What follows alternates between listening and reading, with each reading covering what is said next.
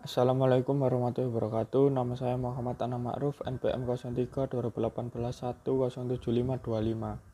Di sini saya akan mempresentasikan materi distribusi sistem tenaga untuk ujian tengah semester. Yang pertama yaitu sistem penyaluran tenaga listrik. Sistem penyaluran adalah salah satu bagian utama dalam struktur sistem tenaga listrik yang berperan untuk mengirimkan daya listrik dari pembangkit.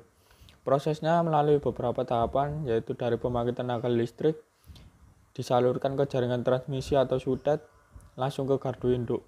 Dari gardu induk, tenaga listrik disalurkan ke jaringan distribusi primer, dan melalui gardu distribusi langsung ke jaringan distribusi sekunder. Tenaga listrik dialirkan ke konsumen. Sistem penyaluran terbagi menjadi dua, yang pertama yaitu saluran transmisi dan yang kedua saluran distribusi. Selanjutnya yaitu distribusi sistem tenaga. Distribusi tenaga listrik adalah tahap akhir dalam pengiriman tenaga listrik. Ini merupakan proses membawa listrik dari transmisi listrik menuju ke konsumen listrik. Distribusi dibagi menjadi dua, yang pertama yaitu distribusi primer dan yang kedua distribusi sekunder. Selanjutnya yaitu struktur jaringan distribusi. Yang pertama yaitu gardu induk. Pada bagian ini, jika sistem pendistribusian tenaga listrik dilakukan secara langsung, maka bagian pertama dari sistem distribusi adalah pusat pembangkit tenaga listrik. Yang kedua yaitu jaringan distribusi primer.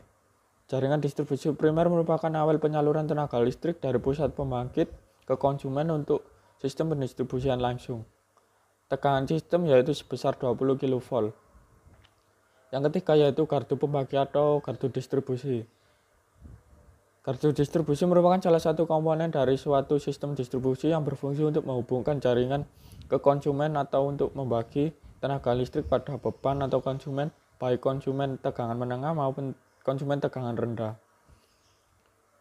Yang keempat yaitu jaringan distribusi sekunder, yaitu jaringan daya listrik yang termasuk dalam kategori tegangan rendah sebesar 380 atau 220 volt, yaitu rating yang sama dengan tegangan peralatan yang dilayani. Jaringan distribusi sekunder bermula dari sisi sekunder trafo di distribusi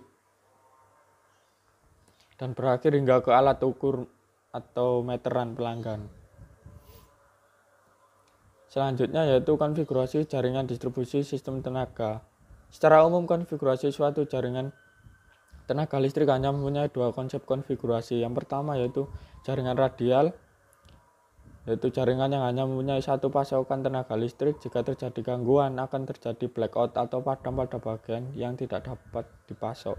Yang kedua yaitu jaringan bentuk tertutup, yaitu jaringan yang mempunyai alternatif pasokan tenaga listrik jika terjadi gangguan, sehingga pada bagian yang mengalami pemadaman dapat dikurangi bahkan dihindari. Ada beberapa konfigurasi, yaitu konfigurasi tulang ikan, konfigurasi cluster, konfigurasi spindle, konfigurasi fork, konfigurasi spot load, konfigurasi jala-jala, dan konfigurasi lain-lain. Yang terakhir yaitu pembebanan distribusi sistem tenaga. Beban listrik adalah segala sesuatu atau komponen listrik yang ditanggung oleh pembangkit listrik, atau bisa disebut segala sesuatu yang membutuhkan tenaga atau daya listrik. Karakteristik beban listrik suatu gardu sangat tergantung pada jenis beban yang dilayaninya. Untuk jenis beban listrik AC ada tiga. Yang pertama yaitu beban resistif, yang kedua beban induktif, yang ketiga beban kapasitif.